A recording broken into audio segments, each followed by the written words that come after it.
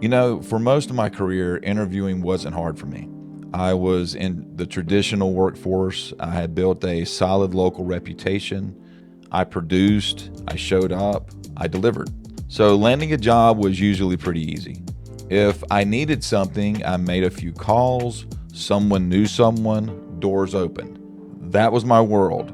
That's what I was used to. Then I found myself without a job. And this time, if I wanted a higher paying position, I had to reach beyond my local influence into a larger, more competitive arena. I was over 40.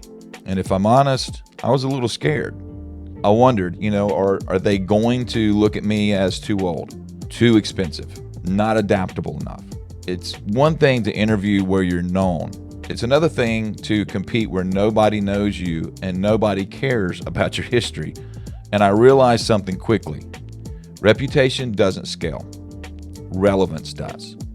I had to learn how to become more relevant and showcase my skills in a way that made me stand out. So here are the top 10 things I had to learn interviewing after 50. 1. Own your experience, but translate it well. According to labor data, workers 55 and older now make up nearly 25% of the U.S. workforce.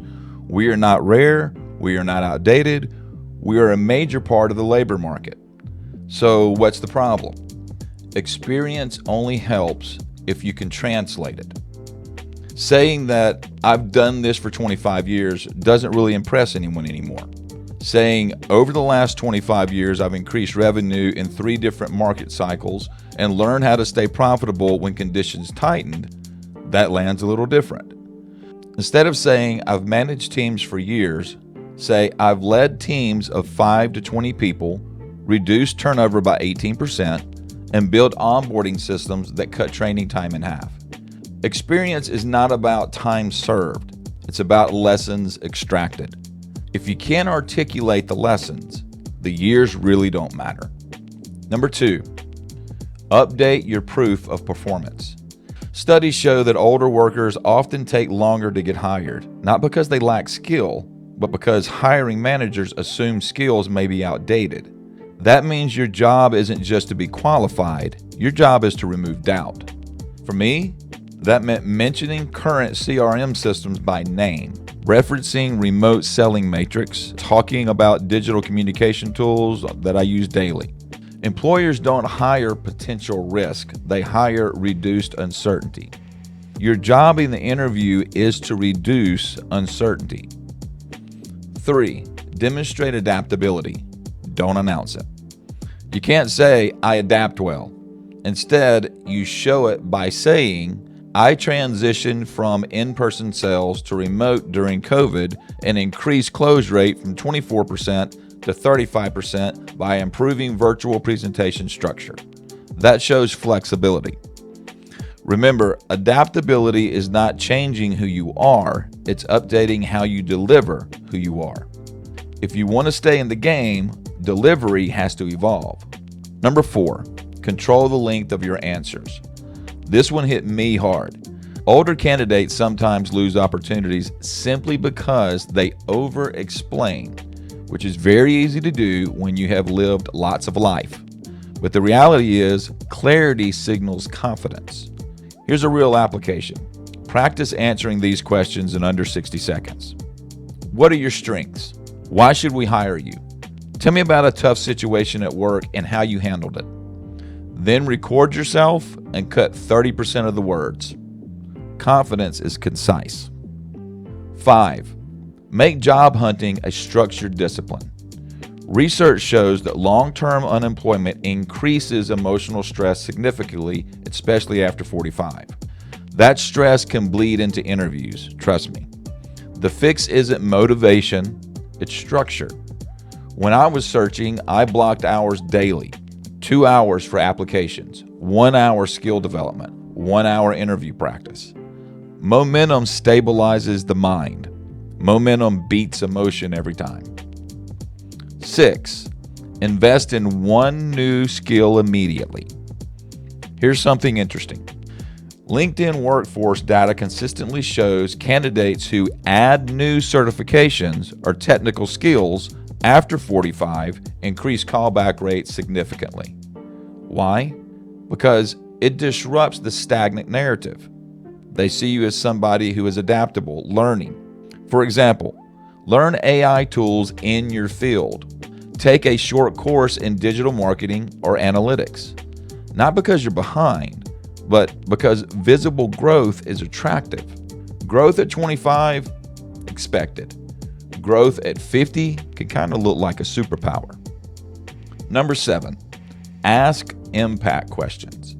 Instead of asking about vacation time or promotions, ask, what does someone in this role do that truly moves the needle? Or what problems have past hires struggled with?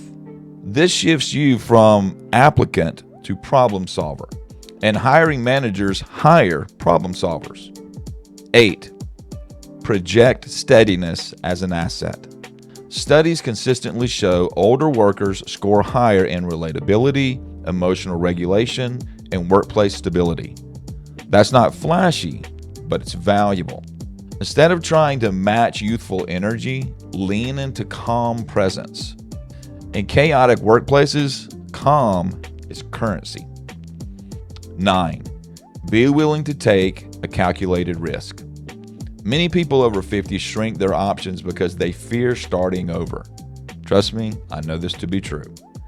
But the Bureau of Labor statistics show that career changes after 45 are increasingly common, especially into the tech-enabled roles and remote sales.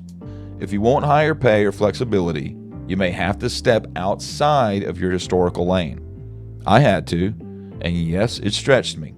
But stretching keeps you relevant. Comfort feels safe. Growth keeps you competitive. 10, fix the internal narrative. This is deeper than just resume tactics. If you believe that you're behind, you will subtly communicate that to your interviewer. If you believe that you bring resilience, that will show, that will come through. Here's a deep thought. Age doesn't reduce value, irrelevance does. And irrelevance is a choice. Now let's recap. If you're over 50 and interviewing, 1, translate experience into impact. 2, remove uncertainty with current proof. 3, demonstrate adaptability. 4, be concise. 5, structure your job search. 6, add visible growth. 7, ask impact-driven questions. 8, lean into steadiness. 9, take calculated risk. And 10, fix your internal narrative. No tricks, no pretending to be younger, just positioning. Being out of work later in life can shake you, but the workforce is not pushing you out because of your birthday. It responds to relevance. If you're still learning, still adapting, still willing to compete, you are not done. So don't shrink, sharpen, and don't retire your mind before life retires you. Stay in the game. There's still room for steady, adaptable people who can produce. Trust me, they're looking for you. That's what I had to learn. And maybe that's what someone watching this needs to hear as well. If you found value in this video, please like it. Now, go get it.